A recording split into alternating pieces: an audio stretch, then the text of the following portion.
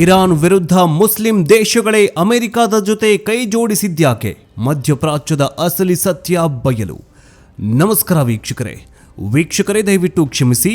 Iran ಮತ್ತು Israel ನಡುವೆ ನಡೀತಾ ಇರುವ ಯುದ್ಧದ ಬಗ್ಗೆ ಅಪ್ಡೇಟ್ ಕೊಡೋದಕ್ಕೆ ಸಾಧ್ಯವಾಗದಿದ್ದಕ್ಕಾಗಿ ನಿಮ್ಮಲ್ಲಿ ನಾನು ಕ್ಷಮೆ ಕೇಳ್ತಾ ಇದ್ದೀನಿ. ಆದರೆ ಈ ಒಂದು ವಾರ್ ರೂಮ್ನಿಂದ ಮೊಟ್ಟ ಮೊದಲ ವಿಡಿಯೋ ಮಾಡ್ತಾ ಇರೋದು ಇಸ್ಲಾಂ ವರ್ಸಸ್ ಇಸ್ಲಾಂ, ಅಂದ್ರೆ ಮುಸ್ಲಿಂ ವರ್ಸಸ್ ಮುಸ್ಲಿಂ ದೇಶಗಳು ಅನ್ನೋ ಹಾಗೆ. ವೀಕ್ಷಕರೇ, ಇಸ್ರೇಲ್ ಮತ್ತು ಅಮೆರಿಕ ದೇಶಗಳಿಗೆ ಇರಾನ್ ಮೇಲೆ ಎಲ್ಲಿಲ್ಲದ ಸಿಟ್ಟು, ದ್ವೇಷ ಇರೋದು ಈಗ ಜಗಜ್ಜಾಹೀರಾಗಿದೆ. ಅದರಲ್ಲಿ ಯಾವುದೇ ಅಚ್ಚರಿ ಇಲ್ಲ. ಯಾಕಂದ್ರೆ ಈಗಾಗಲೇ ವಾರ್ ಶುರುವಾಗಿದೆ. ಇಡೀ ಪ್ರಪಂಚವನ್ನೇ ನಿಬ್ಬೆರೆಗೊಳಿಸಿರುವಂತಹ ಅಸಲಿ ಅಚ್ಚರಿ ಇರೋದೇ ಬೇರೆ ಕಡೆ. ಆದರೆ ಇಡೀ ಪ್ರಪಂಚವನ್ನೇ ಬೆರಗುಗೊಳಿಸ್ತಾ ಇರುವ ಅಸಲಿ ಅಚ್ಚರಿ ಬೇರೆನೇ ಇದೆ. ಅದೇನಪ್ಪ ಅಂದರೆ, ಇರಾನ್ ವಿಚಾರದಲ್ಲಿ, ಇರಾನ್ ವಿರುದ್ಧದ ಹೋರಾಟದಲ್ಲಿ ಇರಾನ್ನ ಪಕ್ಕದಲ್ಲೇ ಇರುವ, ಇರಾನ್ನಂತೆ ಇಸ್ಲಾಂ ಧರ್ಮವನ್ನೇ ಪಾಲಿಸುವ ಸೌದಿ ಅರೇಬಿಯಾ, UAE, ಕುವೈತ್ನಂತಹ ಪ್ರಬಲ ಮುಸ್ಲಿಂ ದೇಶಗಳು ಅಮೆರಿಕದ ಜೊತೆ ನೇರವಾಗಿ ಕೈ ಜೋಡಿಸಿವೆ. ಅಮೆರಿಕಾಗೆ ತಮ್ಮ ಸಂಪೂರ್ಣ ಬೆಂಬಲ ನೀಡಿವೆ. ಧರ್ಮ ಒಂದೇ ಆಗಿದ್ರೂ ಅರಬ್ ರಾಷ್ಟ್ರಗಳು ಇರಾನನ್ನು ಬಿಟ್ಟು ಅಮೆರಿಕದ ಪರವಾಗಿ ನಿಂತಿದ್ಯಾಕೆ? ತಮ್ಮದೇ ಧರ್ಮದ ದೇಶವನ್ನ ಸುಟ್ಟು ಭಸ್ಮ ಮಾಡೋದಕ್ಕೆ ಅಮೆರಿಕಾಗೆ ತಮ್ಮ ನೆಲವನ್ನೇ ಮಿಲಿಟರಿ ಬೇಸ್ಗಳನ್ನು ಕಟ್ಟಿಕೊಳ್ಳೋದಕ್ಕೆ ಜಾಗ ಕೊಟ್ಟಿದ್ಯಾಕೆ? ಮುಸ್ಲಿಂ ದೇಶಗಳ ಈ ನಡೆಯಿಂದ ರೊಚ್ಚಿಗೆದ್ದಿರುವ ಇರಾನ್ ಈಗ Saudi Arabia, UAE, Kuwait, Bahrain, Jordan ದೇಶಗಳ ಮೇಲೆ ನಿರಂತರವಾಗಿ ಡ್ರೋನ್ ಮತ್ತು ಕ್ಷಿಪಣಿ ದಾಳಿಯನ್ನ ನಡೆಸುವ ಬೆದರಿಕೆ ಹಾಕ್ತಾ ಇದೆ. ಇಡೀ ಗಲ್ಫ್ ದೇಶಗಳು ಈಗ ಒಂದು ಭಯಂಕರ ಯುದ್ಧದ ಭೀತಿಗೆ ಸಿಲುಕಿಕೊಂಡಿವೆ. ಮೊದಲು ಹೇಳ್ತಾ ಇದ್ದನಲ್ಲ, ಅದೇ ಪಾಕಿಸ್ತಾನದ ಪ್ರಧಾನಿ, ಮೂರ್ಖ ಪ್ರಧಾನಿ, ಶಿಖಂಡಿ ಪ್ರಧಾನಿ ಈ ಶಹಬಾಜ್ ಶರೀಫು, ನೋಡಿ ನಾವು ಮುಸಲ್ಮಾನ್ ದೇಶದವರು, ನಾವು ಇಸ್ಲಾಂ ದೇಶದವರು, ನಾವೆಲ್ಲರೂ ಒಟ್ಟಿಗೆ ಆಗಿ ನಾವು ಭಾರತವನ್ನು ಸೋಲಿಸಬೇಕು ಅಂತ ಶಿಖಂಡಿ ಮಾತುಗಳನ್ನು ಹೇಳ್ತಾ ಇದ್ನಲ್ಲ ಶಹಬಾಜ್ ಶರೀಫು, ಈಗ ಆ ಶಹಬಾಜ್ ಶರೀಫು ಮುಚ್ಕೊಂಡು ಎಲ್ಲಿ ಹೋಗಿ ಕೂತ್ಕೊಂಡಿದ್ದಾನಂತ ಗೊತ್ತಾಗ್ತಿಲ್ಲ. ಇಸ್ಲಾಂ ಇಸ್ಲಾಂ ಇಸ್ಲಾಂ ಅಂತ ಬೊಬ್ಬೆ ಹೊಡಿತಾ ಇದ್ದಂತಹ ಶಹಬಾಜ್ ಶರೀಫು ಧರ್ಮದ ಆಧಾರದ ಮೇಲೆ ಧರ್ಮವನ್ನು ಮುಂದಿಟ್ಕೊಂಡು ಟ್ರಂಪ್ ಕಾರ್ಡ್ ಬಳಸೋದಕ್ಕೆ ಮುಂದಾದಂತಹ ಶಹಬಾಜ್ ಶರೀಫ್ಗೆ ಈಗ ದೊಡ್ಡ ಭಾರಿ ಮುಖಭಂಗವಾಗಿದೆ. ಯಾಕಂತಂದರೆ ಈಗ ನೋಡಿ, ಇಡೀ ಭೂಮಿಯ ಮೇಲೆ 53 ಮುಸ್ಲಿಂ ದೇಶಗಳಿದ್ದಾವೆ, ಇಸ್ಲಾಂ ದೇಶಗಳಿದ್ದಾವೆ. ಆ ಮುಸಲ್ಮಾನ್ ದೇಶಗಳು ಈಗ ತಮ್ಮ ನಡುವೆನೇ ಯುದ್ಧ ಮಾಡಿಕೊಂಡು ಸರ್ವನಾಶವಾಗ್ತಾ ಇದ್ದಾವೆ. ನಾಳೆ ಭಾರತ ಏನಾದರೂ ಪಾಕಿಸ್ತಾನದ ಮೇಲೆ ಯುದ್ಧ ಮಾಡಿದ್ರೆ ಇಸ್ಲಾಂ ರಾಷ್ಟ್ರಗಳು ಬಿಡಿ, ಚೀನಾನೂ ಕೂಡ ಪಾಕಿಸ್ತಾನದ ಬೆಂಬಲಕ್ಕೆ ಬರೋದಿಲ್ಲ. ಚೀನಾ ಬಿಡಿ, ಅಮೆರಿಕಾನೇ ಬೆಂಬಲಕ್ಕೆ ಬರೋದಿಲ್ಲ. ಹಿಂಗಾಗಿ ಹೋಗ್ಬಿಟ್ಟಿದೆ. ಅಷ್ಟಕ್ಕೂ ಈ ಮುಸ್ಲಿಂ ದೇಶಗಳು ಅಮೆರಿಕಾಗೆ ಬೆಂಬಲ ನೀಡ್ತಾ ಇರೋದರ ಹಿಂದಿನ ಆ 3 ಪ್ರಬಲ ಕಾರಣಗಳೇನು? ಶಿಯಾ ಮತ್ತು ಸುನ್ನಿ ಪಂಗಡಗಳ ನಡುವಿನ ಆ ಐತಿಹಾಸಿಕ ಸಂಘರ್ಷ ಏನು? ಮಧ್ಯಪ್ರಾಚ್ಯದಲ್ಲಿ ಅಮೆರಿಕ ಬಿಚ್ಚಿಟ್ಟಿರುವ ಆ 7 ಅತಿದೊಡ್ಡ ಮಿಲಿಟರಿ ನೆಲೆಗಳ ರಹಸ್ಯವೇನು? ಬನ್ನಿ ಇವತ್ತಿನ ಈ ಡೀಟೇಲ್ಡ್ ವಿಡಿಯೋದಲ್ಲಿ ಕೇವಲ ಧರ್ಮಕ್ಕಿಂತ ರಾಷ್ಟ್ರೀಯ ಹಿತಾಸಕ್ತಿಗೆ ಹೇಗೆ ಮಿಗಿಲಾಗುತ್ತದೆ ಎಂಬುದನ್ನು ಎಳೆಯಾಗಿ ಬಿಚ್ಚಿಡ್ತೀವಿ. ಆದರೆ ಅದಕ್ಕಿಂತ ಮುಂಚೆ ಇರಾನ್ ಮೇಲೆ ಅಮೆರಿಕ ಮಾಡ್ತಾ ಇರುವಂತಹ ಯುದ್ಧ ಎಷ್ಟರ ಮಟ್ಟಿಗೆ ಸರಿ? ಈಗ ಇಸ್ರೇಲ್ನ ಮುಂದಿಟ್ಟುಕೊಂಡು ಇರಾನ್ ಯಾಕೆ ತತ್ತರಿಸಿ ಹೋಗ್ತಾ ಇದೆ? ಇರಾನ್ ಕೂಡ ಸುಮ್ಮನೆ ಕೂತ್ಕೊಂಡಿಲ್ಲ. ನೋಡಿ, ಇರಾನ್ ಕೂಡ ದೊಡ್ಡ ದೊಡ್ಡ ಶ್ರೀಮಂತ ರಾಷ್ಟ್ರಗಳು, ಇಡೀ ಬ್ರಹ್ಮಾಂಡವನ್ನೇ ಆಳ್ತಾ ಇರುವಂತಹ ಸೌದಿ ಅರೇಬಿಯಾ, ದುಬೈ, ಕುವೈತು, ಬಹ್ರೇನು ಇವೆಲ್ಲವನ್ನ ಸರ್ವನಾಶ ಮಾಡಿ ಹಾಕ್ತಾ ಇದ್ದಾವೆ. ಹಾಗಾದ್ರೆ ಈ ಯುದ್ಧದ ಬಗ್ಗೆ ನಿಮ್ಗೇನು ಅನ್ಸುತ್ತೆ? ಭಾರತದ ಮೇಲೆ ಪರಿಣಾಮ ಬೀರುತ್ತಾ? ಭಾರತ ಅಥವಾ ಪ್ರಧಾನಿ ನರೇಂದ್ರ ಮೋದಿಯವರು ಈ ಯುದ್ಧವನ್ನು ನಿಲ್ಲಿಸಬೇಕಾ? ಕಮೆಂಟ್ ಬಾಕ್ಸ್ನಲ್ಲಿ ತಿಳಿಸಿ. ಸಪೋಸ್ ಈಗೇನಾದರೂ ಪಾಕಿಸ್ತಾನದ ಮೇಲೆ ಭಾರತ ಅಟ್ಯಾಕ್ ಮಾಡಿದ್ರೆ ಏನಾಗಬಹುದು? ಭಾರತ ಗೆಲ್ಲುತ್ತಾ ಅಥವಾ ಪಾಕಿಸ್ತಾನ ಸುಟ್ಟು ಭಸ್ಮವಾಗುತ್ತಾ? ಕಮೆಂಟ್ ಬಾಕ್ಸ್ನಲ್ಲಿ ತಿಳಿಸುವುದನ್ನು ಮಾತ್ರ ಮರಿಬೇಡಿ. ಬನ್ನಿ ವಿಡಿಯೋವನ್ನು ಶುರು ಮಾಡೋಣ. ವೀಕ್ಷಕರೇ, ಮುಸ್ಲಿಂ ದೇಶಗಳು ಅಮೆರಿಕವನ್ನ ಬೆಂಬಲಿಸುವುದಕ್ಕೆ ಇರುವಂತಹ ಮೊದಲ ಮತ್ತು ಅತಿ ಪ್ರಮುಖ ಕಾರಣ ಏನಂತಂದ್ರೆ ಶಿಯಾ ಮತ್ತು ಸುನ್ನಿ ಪಂಗಡಗಳ ನಡುವಿನ ಮೇಲಾಟ. ಹೌದು, ನೋಡೋದಕ್ಕೆ ಎಲ್ಲ ದೇಶಗಳು ಮುಸ್ಲಿಂ ರಾಷ್ಟ್ರಗಳೇ, ಆದರೆ ಇರಾನ್ ಒಂದು ಶಿಯಾ ಪ್ರಾಬಲ್ಯ ಇರುವಂತಹ ದೇಶ. ಇನ್ನು ಇದರ ಪಕ್ಕದಲ್ಲೇ ಇರುವಂತಹ Saudi Arabia, Qatar, United Arab Emirates, UAE, Kuwait ಮತ್ತು ಬಹ್ರೇನ್ ದೇಶಗಳು ಸುನ್ನಿ ಪ್ರಾಬಲ್ಯದ ರಾಷ್ಟ್ರಗಳು. ಸೌದಿ ಅರೇಬಿಯಾ ಮತ್ತು UAE ದೇಶಗಳು ಇರಾನ್ನ ಪ್ರಭಾವ ಮತ್ತು ಶಿಯಾ ಸಿದ್ಧಾಂತವನ್ನು ತಮ್ಮ ದೇಶದ ಭದ್ರತೆಗೆ, ತಮ್ಮ ರಾಜ್ಯದ ಮನೆತನಗಳ ಅಸ್ತಿತ್ವಕ್ಕೆ ಇರುವ ಅತಿದೊಡ್ಡ ಅಪಾಯ ಅಂತ ನೋಡ್ತವೆ. ಯಮೆನ್, ಸಿರಿಯಾ, ಇರಾಕ್, ಲೆಬನಾನ್ ಪ್ರದೇಶಗಳಲ್ಲಿ ಇರಾನ್ ಬೆಂಬಲಿತ ಶಸ್ತ್ರಾಸ್ತ್ರ ಗುಂಪುಗಳು ಪ್ರಬಲವಾದರೆ ಭವಿಷ್ಯದಲ್ಲಿ ತಮಗೆ ಅಪಾಯ ಕಟ್ಟಿಟ್ಟ ಬುತ್ತಿ ಅನ್ನೋದು ಈ ಸುನ್ನಿ ದೇಶಗಳಿಗೆ ಚೆನ್ನಾಗಿ ಗೊತ್ತಿದೆ. ಹೀಗಾಗಿ ಇರಾನ್ನ ಈ ಪ್ರಾಬಲ್ಯವನ್ನ ಮಟ್ಟ ಹಾಕೋದಕ್ಕೆ, ಅಂದರೆ ಶಿಯಾ ಪ್ರಾಬಲ್ಯವನ್ನ ಮೊಟಕುಗೊಳಿಸೋದಕ್ಕೆ, ಅಂತ್ಯ ಮಾಡೋದಕ್ಕೆ ಇವರಿಗೆ ಅಮೆರಿಕದಂತಹ ಒಂದು ಬಲಿಷ್ಠ ಸೂಪರ್ ಪವರ್ ದೇಶದ ಬೆಂಬಲ ಅಗತ್ಯವಾಗಿತ್ತು. ಅಮೆರಿಕ ಕೂಡ ಇದೇ ಶಿಯಾ ಸುನ್ನಿ ಬಿರುಕನ್ನ ಬಳಸಿಕೊಂಡು ಗಲ್ಫ್ ರಾಷ್ಟ್ರಗಳನ್ನು ತನ್ನ ಕಡೆ ಸೆಳೆದುಕೊಂಡಿದೆ. ಎರಡನೇ ಪ್ರಮುಖ ಕಾರಣ ಏನಂತಂದ್ರೆ ಎಕನಾಮಿ, ಆರ್ಥಿಕತೆ. ಮಧ್ಯಪ್ರಾಚ್ಯದ ದೇಶಗಳಿಗೆ ಕಚ್ಚಾ ತೈಲವೇ ಆದಾಯದ ಮೂಲವಾಗಿದೆ. ಈ ರಾಷ್ಟ್ರಗಳ ಆರ್ಥಿಕತೆ ಪಶ್ಚಿಮ ದೇಶಗಳೊಂದಿಗೆ, ವಿಶೇಷವಾಗಿ ಅಮೆರಿಕದೊಂದಿಗಿನ ವ್ಯಾಪಾರ, ತೈಲ ಮಾರಾಟ ಮತ್ತು ಹೂಡಿಕೆಗಳ ಮೇಲೆ ಸಂಪೂರ್ಣವಾಗಿ ಅವಲಂಬಿತವಾಗಿದೆ. ಒಂದು ವೇಳೆ ಈ ದೇಶಗಳು ಇರಾನ್ ಪರ ನಿಂತು ಅಮೆರಿಕದ ವಿರುದ್ಧ ನಿಲುವು ತಾಳಿದರೆ ಅದರ ಆರ್ಥಿಕ ಪರಿಣಾಮ ಊಹೆ ಮಾಡೋದಕ್ಕೂ ಅಸಾಧ್ಯ. ಯಾಕಂದರೆ ಇಂದಿಗೂ ಜಗತ್ತಿನ ಕಚ್ಚಾ ತೈಲದ ವ್ಯವಹಾರ ಅಥವಾ ವ್ಯವಸಾಯ ನಡೀತಾ ಇರೋದು ಅಮೆರಿಕದ ಡಾಲರ್ನಲ್ಲಿ. ಅಮೆರಿಕದ ಆರ್ಥಿಕತೆಗೆ ಏನಾದರೂ ಪೆಟ್ಟು ಬಿದ್ದರೆ ಅಥವಾ ಅಮೆರಿಕ ನಿರ್ಬಂಧ ಹೇರಿದ್ರೆ ಈ ಗಲ್ಫ್ ರಾಷ್ಟ್ರಗಳ ಮೇಲೆಗೆ ಅತಿ ದೊಡ್ಡ ಪ್ರಭಾವ ಬೀರತ್ತೆ. ನೆನಪಿರಲಿ, 2008ರಲ್ಲಿ ಜಾಗತಿಕ ಆರ್ಥಿಕ ಹಿಂಜರಿತ ನಡೆದಾಗ ದುಬೈ ಸೇರಿದಂತೆ ಗಲ್ಫ್ ರಾಷ್ಟ್ರಗಳ ರಿಯಲ್ ಎಸ್ಟೇಟ್ ಮೌಲ್ಯ ಪಾತಾಳಕ್ಕೆ ಕುಸಿದಿತ್ತು. ಗಲ್ಫ್ ರಾಷ್ಟ್ರಗಳಿಗೆ ಅಮೆರಿಕದ ಸ್ನೇಹ ಎಷ್ಟು ಮುಖ್ಯವೆಂತಂದರೆ, ಉದಾಹರಣೆಗೆ ನೋಡಿ, ಅಮೆರಿಕದ ಮಾಜಿ ಗಲ್ಫ್ ರಾಷ್ಟ್ರಗಳಿಗೆ ಅಥವಾ ಈ ಇಸ್ಲಾಂ ರಾಷ್ಟ್ರಗಳಿಗೆ ಅಮೆರಿಕದ ಸ್ನೇಹ ಎಷ್ಟು ಮುಖ್ಯ ಅಂತಂದರೆ, ಉದಾಹರಣೆಗೆ ನೋಡಿ, ಅಮೆರಿಕದ ಅಧ್ಯಕ್ಷ ಡೊನಾಲ್ಡ್ ಟ್ರಂಪ್ ಜೊತೆ ಕತಾರ್ ದೇಶದ ಸಂಬಂಧ ಎಷ್ಟು ಚೆನ್ನಾಗಿದೆ ಅಂತಂದರೆ, ಕತಾರ್ ಸರ್ಕಾರವು ಟ್ರಂಪ್ ಅವರಿಗೆ $40 ಬಿಲಿಯನ್ ಮೌಲ್ಯದ ಐಷಾರಾಮಿ ಬೋಯಿಂಗ್ 747 ವಿಮಾನವೊಂದನ್ನು ಉಡುಗೊರೆಯಾಗಿ ನೀಡಿದೆ. ಅಂದರೆ ಅಮೆರಿಕದ ನಾಯಕನನ್ನ ಓಲೈಸ್ಕೊಳ್ಳೋದಕ್ಕೆ ಅವರಿಗೆ ಇಷ್ಟೊಂದು ಅನಿವಾರ್ಯತೆ ಇದೆ. ನೀವೇ ಊಹೆ ಮಾಡಿಕೊಳ್ಳಿ, $400 ಮಿಲಿಯನ್ ಒಂದು ವಿಮಾನವನ್ನ ಡೊನಾಲ್ಡ್ ಟ್ರಂಪ್ ಅವರಿಗೆ ಕತಾರ್ ದೇಶ ಗಿಫ್ಟ್ ಆಗಿ ಕೊಟ್ಟಿದೆ. ಮೂರನೇ ಕಾರಣ ಜೀವನ ಶೈಲಿ ಮತ್ತು ಪ್ರವಾಸೋದ್ಯಮ. ಮುಖ್ಯವಾಗಿ UAE, Saudi Arabia, Qatar, Kuwait ರಾಷ್ಟ್ರಗಳು ಇಸ್ಲಾಂ ರಾಷ್ಟ್ರಗಳಾಗಿದ್ರೂ ಕೂಡ ಅಲ್ಲಿನ ಪ್ರವಾಸಿ ಪ್ರಜೆಗಳು, ಅಲ್ಲಿನ ಅನಿವಾಸಿ ಪ್ರಜೆಗಳು, ವಿದೇಶಿಗರು ಭಾರಿ ಸಂಖ್ಯೆಯಲ್ಲಿ ನೆಲೆಸಿದ್ದಾರೆ.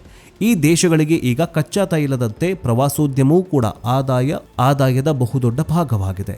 ಹೀಗಾಗಿ ಅತಿಯಾದ ಧಾರ್ಮಿಕತೆಗೆ, ಕಟ್ಟುನಿಟ್ಟಾದ ಮೂಲಭೂತವಾದಕ್ಕೆ ಈ ದೇಶಗಳು ಈಗ ಪ್ರೋತ್ಸಾಹ ನೀಡ್ತಾ ಇಲ್ಲ. ಅಲ್ಲಿನ ಆಡಳಿತದಲ್ಲಿ ಧಾರ್ಮಿಕ ಗುರುಗಳು ನೇರವಾಗಿ ಕೈ ಹಾಕುವಂತಿಲ್ಲ. ಅಂದರೆ ರಾಜಮನೆತನದವರೇ ಸುಪ್ರೀಂ. ಅಲ್ಲಿನ ಧರ್ಮಗುರುಗಳು ಈ ಶಿಯಾನೋ, ಸುನ್ನಿನೋ ಅಥವಾ ಇಸ್ಲಾಂ, ಅಲ್ಲಿನ ಶಿಯಾ, ಸುನ್ನಿ ಈ ಧರ್ಮಗುರುಗಳು ಇರ್ತಾರಲ್ಲ, ಅವರಲ್ಲಿ ಆಡಳಿತದಕ್ಕೆ ಅಥವಾ ಎಲ್ಲೂ ಕೂಡ ಅವರು ಆಡಳಿತದಲ್ಲಿ ಧಾರ್ಮಿಕ ಗುರುಗಳು ನೇರವಾಗಿ ಎಂಟ್ರಿ ಆಗೋ ಹಾಗಿಲ್ಲ. ಅಂದರೆ ಈಗ ನೋಡಿ, ಈ ಪಾಕಿಸ್ತಾನದಲ್ಲಿ ಏನಾಗತ್ತಂತಂದರೆ ಧಾರ್ಮಿಕ ಗುರುಗಳು, ಧರ್ಮಗುರುಗಳು ದೊಡ್ಡ ದೊಡ್ಡ ಭಾಷಣ ಮಾಡ್ತಾರೆ ಅಥವಾ ಉದ್ರೇಕದಕ್ಕೊಳಗಾಗುವಂತೆ ಮಾಡ್ತಾರೆ, ಅಥವಾ ಭಾರತ ಪಾಕಿಸ್ತಾನದ ಮೇಲೆ ಯುದ್ಧವಾಗುವ ಹಾಗೆ ಕೆಲವೊಂದಿಷ್ಟು ವಿವಾದಾತ್ಮಕ ಹೇಳಿಕೆಗಳನ್ನು ಹೇಳ್ಕೊಳ್ತಾರೆ, ಮಾತಾಡ್ತಾರೆ. ಸೊ ಹಾಗೆ ಈ ದೇಶಗಳಲ್ಲಿ ಹಾಗೆ ಇಲ್ಲ. ಧಾರ್ಮಿಕ ಗುರುಗಳು ತಮ್ಮ ಮೌಲ್ವಿಗಳು ಈ ಎಲ್ಲ ಏನಂತಂದರೆ ಅವರೊಂದು ಮಸೀದಿಯಲ್ಲಿ ಕೂತ್ಕೊಂಡು ನಮಾಜ್ ಮಾಡ್ಕೊಂಡು ಕೂತ್ಕೊಳ್ಬೇಕು, ಅವರು ಯಾವುದೇ ಆಡಳಿತದ ಮೇಲೆ ಹಕ್ಕಿರೋದಿಲ್ಲ ಅನ್ನುವಂತಹ ರೂಲ್ಸನ್ನು ಜಾರಿಗೆ ತಂದಿದ್ದಾರೆ. ಅರೆ, ಇರಾನ್ ಕತೆ ಸಂಪೂರ್ಣವಾಗಿ ಉಲ್ಟಾ ಆಗಿದೆಯಲ್ಲ. ಇರಾನ್ ಅತಿಯಾದ ಧಾರ್ಮಿಕತೆಯನ್ನ, ಇಸ್ಲಾಮಿಕ್ ರಿಪಬ್ಲಿಕ್ ನಿಯಮಗಳನ್ನು ಪಾಲಿಸ್ತಾಗಿದೆ. ಖಮೇನಿ ಅವರು ಅಧಿಕಾರಕ್ಕೆ ಏರಿದ ಬಳಿಕ ಅಲ್ಲಿ ಧಾರ್ಮಿಕ ಕಟ್ಟಳೆಗಳು ವಿಪರೀತವಾಗಿ ಹೆಚ್ಚಾದವು. ಈ ಕಟ್ಟುನಿಟ್ಟಿನ ಟ್ರೆಂಡ್ಗೆ ಮಧ್ಯಪ್ರಾಚ್ಯದ ದೇಶಗಳು, ವಿಶೇಷವಾಗಿ ಆಧುನಿಕತೆಯತ್ತ ಮುಖ ಮಾಡಿರುವಂತಹ UAE ಮತ್ತು ಸೌದಿ ಅರೇಬಿಯಾ ಯಾವುದೇ ಕಾರಣಕ್ಕೂ ಬೆಂಬಲ ನೀಡಲಿಲ್ಲ. ಇರಾನ್ನ ಈ ಸಿದ್ಧಾಂತ ಮತ್ತು ದೇಶದೊಳಗೆ ನುಸುಳಬಾರದು ಅನ್ನುವಂತಹ ಕಾರಣಕ್ಕೆ ಇಂತಹದ್ದೊಂದು ಪ್ಲಾನ್ ಅನ್ನು ಮಾಡಿಕೊಂಡ್ರು. ಯಾವಾಗ ಖಮೇನಿ ಅಧಿಕಾರಕ್ಕೆ ಬರ್ತಾನೆ, ಸರ್ವಾಧಿಕಾರಿಯಾಗ್ತಾನೆ, ಇರಾನ್ ದೇಶ ಸಂಪೂರ್ಣವಾಗಿ ಬದಲಾಗಿ ಹೋಗ್ಬಿಡತ್ತೆ. ಅಂದರೆ ಆಧುನೀಕರಣಕ್ಕೆ, ಅಂದರೆ ಸೌದಿ ಅರೇಬಿಯಾ ಮತ್ತು ಈ ದುಬೈನಂತೆ ಒಂದು ಸ್ವಲ್ಪ ಅಭಿವೃದ್ಧಿ ಆಗಬೇಕಾಗಿತ್ತು ಇರಾನ್, ಆದರೆ ಆಗಲಿಲ್ಲ. ಕಾರಣ ಅಲ್ಲಿ ಇರುವಂತಹ ಧಾರ್ಮಿಕ ಕಟ್ಟುಪಾಡುಗಳು, ಅತಿಯಾದ ಧಾರ್ಮಿಕತೆ. ಅಂದರೆ ಅಲ್ಲಿನ ಹೆಣ್ಣು ಮಕ್ಕಳಿಗೆ ಬುರ್ಕಾನೆ ಹಾಕಬೇಕು, ಅವ್ರ ಹೆಣ್ಣುಮಕ್ಕಳು, ಅಲ್ಲಿನ ಮುಸಲ್ಮಾನ್ ಮಹಿಳೆಯರು ಅಥವಾ ಹೆಣ್ಣುಮಕ್ಕಳು ಅಭ್ಯಾಸ ಅಂದರೆ ವಿದ್ಯಾಭ್ಯಾಸ ಮಾಡಬಾರ್ದು, ಸ್ಕೂಲ್ಗೆ ಹೋಗಬಾರ್ದು, ಕಾಲೇಜಿಗೆ ಹೋಗಬಾರ್ದು, ಹೀಗೆ ಇರಬೇಕು, ಹಾಗೆ ಇರಬೇಕು. ಅಂದರೆ ಶರಿಯಾ ಕಾನೂನನ್ನು ಅವರು ತರೋದಕ್ಕೆ ಮುಂದಾಗ್ತಾರೆ. ಯಾರು? ಖಮೇನಿ ಸರ್ಕಾರ. ಅಲ್ಲಿನ ಜನ ಏನು ಮಾಡ್ತಾರೆ, ಇರಾನ್ನಲ್ಲಿರುವಂತಹ ಜನರು ಈ ಖಮೇನಿ ಸರ್ಕಾರದ ವಿರುದ್ಧ ರೊಚ್ಚಿಗೇಳ್ತಾರೆ. ಗಂಡಸರಲ್ಲ, ಹೆಂಗಸರೇ ರೊಚ್ಚಿಗೆದಿರ್ತಾರೆ. ನಾವು ಇನ್ನು ಮುಂದೆ ಬುರ್ಕಾ ಹಾಕೋದಿಲ್ಲ, ಬುರ್ಕಾ ಹಾಕ್ಕೊಂಡು ನಾವು ಕೆಲಸ ಮಾಡೋದಿಲ್ಲ, ನಾವು ಕೆಲಸ ಮಾಡ್ತೀವಿ, ಹೊರಗಡೆ ಬರ್ತೀವಿ, ನಿಮ್ಮ ಕಾನೂನುಗಳೇನಿದಾವಲ್ಲ, ಈ ಧಾರ್ಮಿಕ ಕಟ್ಟುಪಾಡುಗಳೇನಿದಾವಲ್ಲ ಅವೆಲ್ಲವನ್ನು ನಾವು ಬ್ರೇಕ್ ಮಾಡ್ತೀವಿ ಅಂತ ರೊಚ್ಚಿಗೆದ್ದು ಪ್ರತಿಭಟನೆಯನ್ನು ಮಾಡ್ತಾ ಇದ್ರು ಕಳೆದ 2 ತಿಂಗಳಿನಿಂದ. ಆಗ ಏನು ಮಾಡ್ತಾನೆ ಇದೆ ಖಮೇನಿ, ಸಾವಿರಾರು ಈ ತನ್ನ ಪ್ರಜೆಗಳನ್ನೇ ಕೊಂದು ಹಾಕಿಬಿಡ್ತಾನೆ. ಗುಂಡು ಹಾರಿಸಿ ಬಿಡ್ತಾನೆ. ಎಲ್ಲಿ ಬೇಕಾದಲ್ಲಿ ಗುಂಡು ಹಾರಿಸಿ ಮಳೆಗೈದು ಅಲ್ಲಿನ ತನ್ನ ಪ್ರಜೆಗಳನ್ನೇ ಸುಟ್ಟು ಹಾಕಿಬಿಡ್ತಾನೆ. ಎಲ್ಲದಕ್ಕಿಂತ ಹೆಚ್ಚಾಗಿ ಸೌದಿ ಅರೇಬಿಯಾ ಮತ್ತು UAE ನಿದ್ದೆಗೆಡಿಸಿರುವ ವಿಚಾರ ಏನಂತಂದರೆ ಇರಾನ್ನ ಮಿಲಿಟರಿ ಶಕ್ತಿ ಮತ್ತು ಅಣ್ವಸ್ತ್ರ ಕಾರ್ಯಕ್ರಮ. ಇತ್ತೀಚಿನ ವರ್ಷಗಳಲ್ಲಿ ಇರಾನ್ ಆರ್ಥಿಕತೆ ಕುಸಿತವಾಗ್ತಾ ಇದ್ರೂ ಕೂಡ ಆ ದೇಶ ರಕ್ಷಣಾ ಬಜೆಟ್ ಭಾರೀ ಪ್ರಮಾಣದಲ್ಲಿ ಏರಿಕೆಯಾಗ್ತಾಗಿದೆ. ಹಾಗೆ ನೋಡಿದರೆ ಮಧ್ಯಪ್ರಾಚ್ಯದಲ್ಲಿರುವ ಇತರೆ ದೇಶಗಳು ರಕ್ಷಣೆಗೆ ಶಸ್ತ್ರಾಸ್ತ್ರಗಳಿಗೆ ಇಷ್ಟೊಂದು ಹಣವನ್ನು ಮೀಸಲಿಡೋದಿಲ್ಲ. ಆದರೆ ಇರಾನ್ ಡ್ರೋನ್ಗಳು, ಕ್ಷಿಪಣಿಗಳಂತಹ ಶಸ್ತ್ರಾಸ್ತ್ರ ಉತ್ಪಾದನೆ ಜೊತೆಗೆ ಅಣ್ವಸ್ತ್ರ ತಯಾರಿಕೆ ಮುಂದುವರಿಸಿರುವುದು ಇಡೀ ಮಧ್ಯಪ್ರಾಚ್ಯ ದೇಶಗಳ ಆತಂಕಕ್ಕೆ ಪ್ರಮುಖ ಕಾರಣವಾಗಿದೆ. ಇರಾನ್ ಮಿಲಿಟರಿಯಲ್ಲಿ ಶಕ್ತಿಶಾಲಿಯಾದರೆ ಅದು ಯಾವಾಗ ಬೇಕಾದರೂ ತಮ್ಮ ಮೇಲೆ ಎಗರಿ ಬರಬಹುದು, ಅಂದರೆ ಅಟ್ಯಾಕ್ ಮಾಡುವ ಸಾಧ್ಯತೆ ಇದೆ ಅನ್ನೋದು ಭಯ ಈಗ ಸೌದಿಗೆ ಇತ್ತು. ಅಷ್ಟೇ ಅಲ್ಲ, ಹಮಾಸ್, ಹಿಜ್ಬುಲ್ಲಾ ಮತ್ತು ಯೆಮೆನ್ ಹೌತಿ ಸಂಘಟನೆಗಳಿಗೆ ಇರಾನ್ ನೇರವಾಗಿ ಹಣ ಮತ್ತು ಶಸ್ತ್ರಾಸ್ತ್ರ ಬೆಂಬಲ ನೀಡ್ತಾ ಇರುವುದು ಇಡೀ ಈ ಒಂದು ದೇಶಗಳಿಗೆ ಚೆನ್ನಾಗಿ ಗೊತ್ತಿದೆ. ನೆನಪಿಟ್ಟುಕೊಳ್ಳಿ, ಈ ಹಿಂದೆ ಯೆಮೆನ್ನ ಹೌತಿ ಬಂಡುಕೋರರು ಸೌದಿ ಅರೇಬಿಯಾದ ಅತಿ ದೊಡ್ಡ ಕಚ್ಚಾ ತೈಲ ಸಂಸ್ಕರಣಾ ಘಟಕದ ಮೇಲೇನೆ ಭಾರೀ ಡ್ರೋನ್ ದಾಳಿಯನ್ನು ನಡೆಸಿದ್ರು. ಕಚ್ಚಾ ತೈಲ ಮಾರುಕಟ್ಟೆಯಲ್ಲಿ ಸೌದಿ ಪ್ರಾಬಲ್ಯವನ್ನು ಕಡಿಮೆ ಮಾಡುವುದಕ್ಕೆ ಇರಾನ್ ಖುದ್ದಾಗಿ ಈ ಡ್ರೋನ್ ದಾಳಿ ಮಾಡಿಸಿತು ಅಂತ ಹೇಳಲಾಗುತ್ತೆ. ನಂತರ ತನಿಖೆಯಿಂದ ಹೊರಬರುತ್ತೆ. ಈ ಘಟನೆ ಸೌದಿ ಮತ್ತು ಇರಾನ್ ನಡುವಿನ ಬಿರುಕನ್ನು ಮತ್ತಷ್ಟು ಹೆಚ್ಚು ಮಾಡುತ್ತೆ. ಇನ್ನು ಮಧ್ಯಪ್ರಾಚ್ಯದಲ್ಲಿ ಅಮೆರಿಕದ 7 ಬೃಹತ್ ಮಿಲಿಟರಿ ನೆಲೆಗಳು. ಇರಾನ್ ಈ ಎಲ್ಲ ಬೆದರಿಕೆಗಳನ್ನು ಮೀರಿಸೋದಕ್ಕೆ ಅರಬ್ ರಾಷ್ಟ್ರಗಳು ಅಮೆರಿಕಾಗೆ ಮಣೆ ಹಾಕಿವೆ. ಇದೇ ಅವಕಾಶವನ್ನು ಬಳಸಿಕೊಂಡಂತಹ ಅಮೆರಿಕ ಮಧ್ಯಪ್ರಾಚ್ಯದಲ್ಲಿ ತನ್ನ ಮಿಲಿಟರಿ ಶಕ್ತಿಯನ್ನು ಪ್ರದರ್ಶನ ಮಾಡೋದಕ್ಕೆ ಮತ್ತು ಈ ಪ್ರದೇಶದ ತೈಲ ಸಂಪತ್ತನ್ನು ಕಂಟ್ರೋಲ್ ಮಾಡಲು ಬರೋಬ್ಬರಿ 7 ಪ್ರಮುಖ ಮಿಲಿಟರಿ ನೆಲೆಗಳನ್ನು ಸ್ಥಾಪಿಸಿದೆ. ಅವುಗಳಂದರೆ ಕತಾರ್ ಅಲ್ ಉದೈದ್ ವಾಯುನೆಲೆ. ಇದು ಮಧ್ಯಪ್ರಾಚ್ಯದಲ್ಲಿರುವ ಅಮೆರಿಕದ ಅತಿದೊಡ್ಡ ಮಿಲಿಟರಿ ನೆಲೆಯಾಗಿದೆ. ಇದು ಅಮೆರಿಕದ ಸೆಂಟ್ರಲ್ ಕಮಾಂಡ್ನ ಪ್ರಧಾನ ಕಚೇರಿಯಾಗಿದ್ದು ಸುಮಾರು 10,000ಕ್ಕೂ ಹೆಚ್ಚು ಸೈನಿಕರನ್ನು ಹೊಂದಿದೆ. ಅಮೆರಿಕದ ವಾಯುಪಡೆಯ ಕಾರ್ಯಾಚರಣೆಗಳು ಇಲ್ಲಿಂದಲೇ ನಿಯಂತ್ರಣ ಮಾಡೋದಕ್ಕೆ ಬರುತ್ತೆ. Bahrain naval support activity. ಇದು ಅಮೆರಿಕದ ನೌಕಾಪಡೆಯ 5ನೇ ಫ್ಲೀಟ್ನ ಅಂದರೆ 5th ಫ್ಲೀಟ್ ಕೇಂದ್ರ ಸ್ಥಾನ. ಪರ್ಷಿಯನ್ ಕೊಲ್ಲಿ, ಕೆಂಪು ಸಮುದ್ರ ಮತ್ತು ಅರಬ್ಬಿ ಸಮುದ್ರದಲ್ಲಿ ನೌಕಾ ಕಾರ್ಯಾಚರಣೆಗಳನ್ನು ನೋಡಿಕೊಳ್ಳುತ್ತೆ. ಸಮುದ್ರ ಮಾರ್ಗಗಳ ಭದ್ರತೆಗೆ ಇದು ಅತ್ಯಂತ ನಿರ್ಣಾಯಕವಾಗಿದೆ. ಇದು ಬಹ್ರೇನ್ನಲ್ಲಿದೆ. ಕುವೈತ್ನಲ್ಲೂ ಇನ್ನೊಂದಿದೆ ವಾಯುನೆಲೆ, ಅದು ಅಮೆರಿಕದ್ದು. ಕ್ಯಾಂಪ್ ಅರಿಬ್ಜಾನ್ ಮತ್ತು ಅಲಿ ಅಲ್ ಸಲೆಂ ವಾಯುನೆಲೆ. ಕುವೈತ್ ಅಮೆರಿಕದ ಸೈನ್ಯಕ್ಕೆ ಪ್ರಮುಖ ಲಾಜಿಸ್ಟಿಕ್ಸ್ ಕೇಂದ್ರವಾಗಿದೆ. ಅಲಿ ಅಲ್ ಸಲೆಂ ವಾಯುನೆಲೆಯು ದಿ ರಾಕ್ ಅಂತ ಪ್ರಸಿದ್ಧಿಯನ್ನು ಪಡೆದಿದ್ದು ಸರಕು ಸಾಗಣೆ ಮತ್ತು ವೈಮಾನಿಕ ಕಾರ್ಯಾಚರಣೆಗಳಿಗೆ ಇದು ಬೆಂಬಲವಾಗಿ ನೀಡುತ್ತೆ. ಇನ್ನು ಯುನೈಟೆಡ್ ಅರಬ್ ಎಮಿರೇಟ್ಸ್ UAEಯಲ್ಲೂ ಕೂಡ ಅಮೆರಿಕದ ಒಂದು ವಾಯುನೆಲೆ ಇದೆ. ಅದರ ಹೆಸರು ಅಲ್ ದಾಫ್ರಾ ವಾಯುನೆಲೆ. ಅಬುದಾಬಿಯ ಸಮೀಪವೇ ಇರುವಂತಹ ಈ ನೆಲೆಯು ಅತ್ಯಾಧುನಿಕ ಡ್ರೋನ್ ಮತ್ತು ಯುದ್ಧ ವಿಮಾನಗಳನ್ನು ಹೊಂದಿದೆ. ಗುಪ್ತಚರ ಮಾಹಿತಿ ಸಂಗ್ರಹಣೆ ಮತ್ತು ವೈಮಾನಿಕ ಕಣ್ಗಾವಲು ನಡೆಸುವುದಕ್ಕೆ ಇದನ್ನು ಬಳಸಲಾಗುತ್ತೆ. ಸೌದಿ ಅರೇಬಿಯಾದ ಪ್ರಿನ್ಸ್ ಸುಲ್ತಾನ್ ವಾಯುನೆಲೆ ಕ್ಷಿಪಣಿ ರಕ್ಷಣಾ ವ್ಯವಸ್ಥೆಗಳಿಗೆ ಅಂದರೆ ಈ ಪೋರ್ಟೇಬಲ್ ಮಿಸೈಲ್ ಡಿಫೆನ್ಸ್ಗೆ ಪ್ರಸಿದ್ಧಿಯನ್ನು ಪಡೆದುಕೊಂಡಿದೆ ಈ ಒಂದು ಸೌದಿ ಅರೇಬಿಯಾದ ವಾಯುನೆಲೆ. ಇನ್ನು ಜೋರ್ಡನ್ನಲ್ಲೂ ಒಂದಿದೆ, ಇರಾಕ್ನಲ್ಲೂ ಕೂಡ ಒಂದಿದೆ. ಇರಾಕ್ನಲ್ಲಿ ಅಮೆರಿಕದ ಸೈನಿಕನಿಗೆ ಉಪಸ್ಥಿತಿ ಕಡಿಮೆ ಇದ್ದರೂ ಕೂಡ ಇರಾಕ್ನಲ್ಲಿ ಐನ್ ಅಲ್ ಅಸಾದ್ ವಾಯುನೆಲೆ.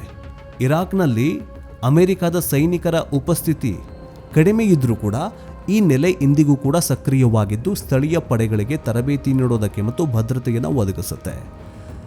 ಈ ನೆಲೆಗಳು ಕೇವಲ ಅಮೆರಿಕದ ಮಿಲಿಟರಿ ಶಕ್ತಿಯ ಪ್ರದರ್ಶನವಲ್ಲ, ಬದಲಾಗಿ ಈ ಪ್ರದೇಶದ ತೈಲ ಮಾರ್ಗಗಳ ರಕ್ಷಣೆ, ಅರಬ್ ರಾಷ್ಟ್ರಗಳ ರಕ್ಷಣೆ ಮತ್ತು ಇಸ್ರೇಲ್ನಂತಹ ಅಮೆರಿಕದ ಮಿತ್ರ ರಾಷ್ಟ್ರಗಳ ಭದ್ರತೆಗೆ ಅತ್ಯಗತ್ಯವಾಗಿದೆ.